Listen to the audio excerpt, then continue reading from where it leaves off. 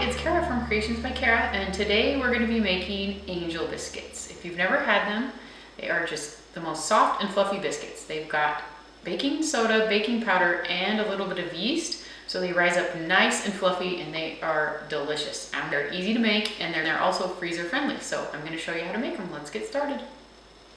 Okay, to start off, you're going to put a little bit of granulated sugar, some yeast, and some warm water in a small bowl. Just stir it together. And then we're going to let that sit for about 10 minutes until it's nice and bubbly. Okay, as you can see, the mixture is nice and bubbly, so it's time to finish making the recipe. Okay, we're going to start with some all-purpose flour. We're going to add a little bit of sugar. These biscuits aren't too sweet, so you're just going to add a little bit. Baking powder, baking soda, and some salt. We're going to whisk the dry ingredients together just till they're combined. Now, most biscuit recipes call for cutting in butter, but I think it's faster to just grate it in. So you're just going to grate in all your butter, and you want your butter to be really cold. I like to put mine in the freezer for 10 or 15 minutes before I do this. Okay, now that all our butter is cut in, just give it a quick stir. And it's time to add our wet ingredients. You're going to add in buttermilk. And I find that fresh buttermilk works best. I haven't had great luck with substitutes for this recipe, but you can use them in a pinch. And then we're going to add in this bubbly yeast mixture from before.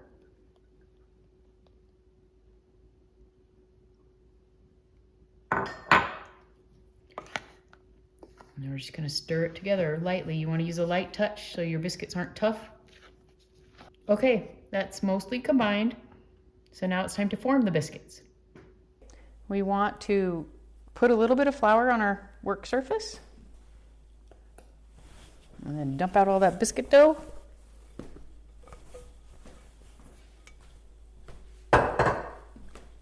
Just give it a couple of kneads just so the dough comes together. You can sprinkle on a little bit more flour if you need to.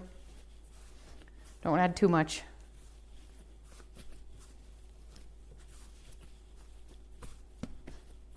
Should have a nice soft dough.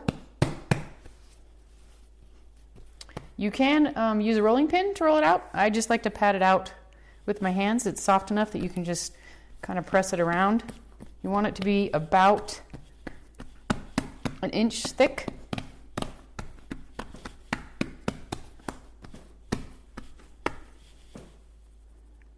If your hands start to stick, just add a little bit more flour.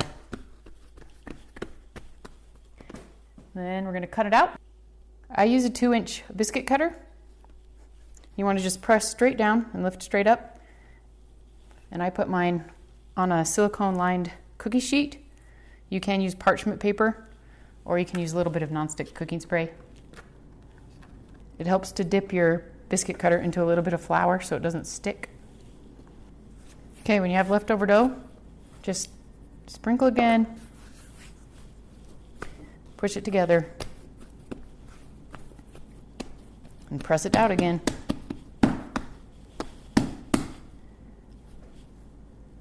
And just repeat until all your dough is used.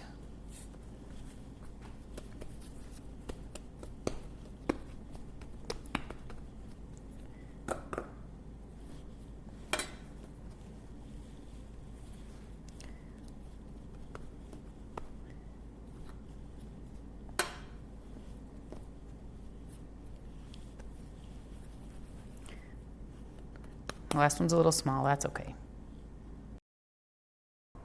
Okay, now that they're on the baking sheet, we're going to pop them into an oven that has been preheated to 425 degrees, and we're going to bake them for about 15 minutes until they're light golden brown. Okay, our biscuits are hot out of the oven, And of course, for the best biscuits, you want to brush the tops with a little bit of melted butter. Okay, to freeze your biscuits, you're going to do the same thing as if you were baking them. Just put them on a lined baking sheet. They can be a little closer together because they're not going to spread. Then you're going to want to pop them in the freezer and freeze them for it takes a couple of hours until they're totally frozen, and then you can take them out and put them into heavy-duty Ziploc freezer bags, and they will store in the refrigerator for up to 3 months. I like to cover my biscuits with this lid that covers the whole pan. That way I know they're not going to stick to any plastic wrap or anything, and it works great, and it helps them not get freezer burned. So I will link to that in the description below. Okay, that wraps it up.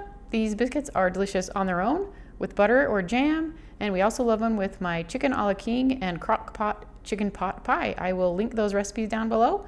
Make sure you subscribe if you want to see more, and I'll see you next time.